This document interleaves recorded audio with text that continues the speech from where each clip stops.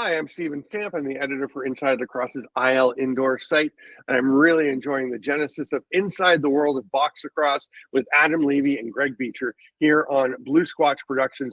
Thanks for being with us. Check out the link to the full show below. So, welcome to another week of Inside the World of Box Lacrosse. I love this. For me, I get to sit here and just kind of absorb all the stats. I've gotten to listen to Adam's other podcast and checking out my favorite two articles is always the 3 up, 3 down, and the musings. It kind of gives you an idea of like the weekly wrap up, which obviously goes way more into depth than we can do on this show. So, without further ado, Steven Stamp, Adam Levy, thanks so much, everybody.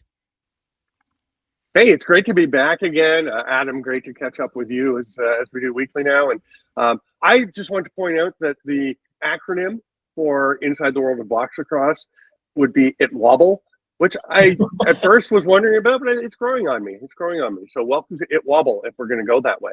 I like it. Yeah.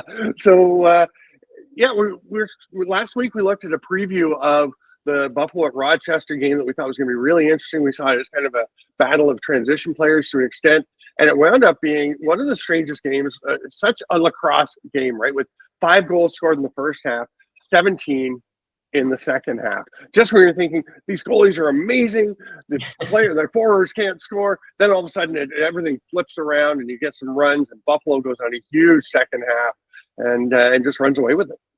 Yeah, and particularly in that fourth quarter, and I know that Coach Tavares said that post game, like it was really they turned it into a 15-minute game, which is what the Bandits do best. I think if you look also at stats from previous seasons, that's when they thrive. They thrive in those key moments. You got guys like Josh Byrne and others, but to see the full team effort from that team was really impressive. And that's how they really excel. So it's beyond Josh, it's beyond Dane. You got to get guys like Tehoka and Chris Kluche and others really contributing, and that's what they did.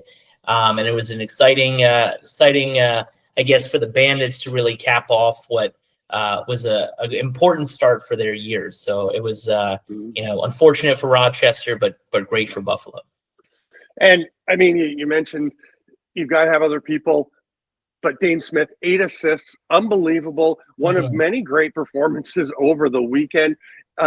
Calgary, we learned Curtis Dixon and Dane Dobie aren't old, right? Or at least this week they were 9 points apiece, including 5 goals each. And another guy that, we'd been looking at him and his team wondering, hey, are they getting a little bit past? Did they improve enough? As everyone else, last week we talked about Georgia, or the week before we talked about Georgia. Well, Lyle Thompson looked awfully good, along with youngster Caleb Benedict this week. Yeah, and I think we've spoken, I don't know if it's on this show or at times, about Caleb and what he could promise. I think we actually talked about him last week. And he looked very good out there, but Lyle, doing Lyle things, especially when he needed to the most.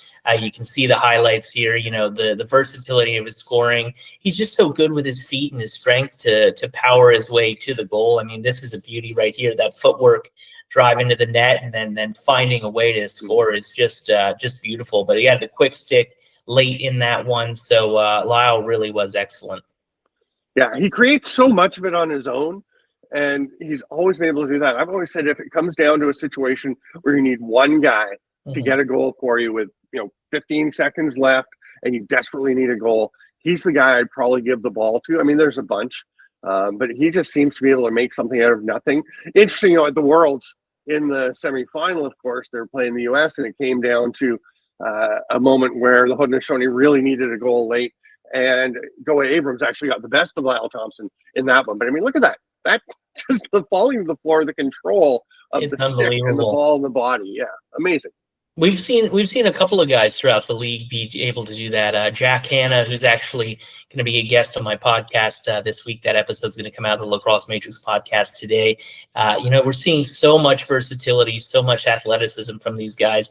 But also want to give just a quick shout out to Andrew Q. We're talking about guys, really taking advantage of opportunities. His overtime goal was, by that restraining line back there, and he just flung it and found a way to get it in the net. And it was a huge opportunity for him, and great to see Georgia kind of start the season with a win.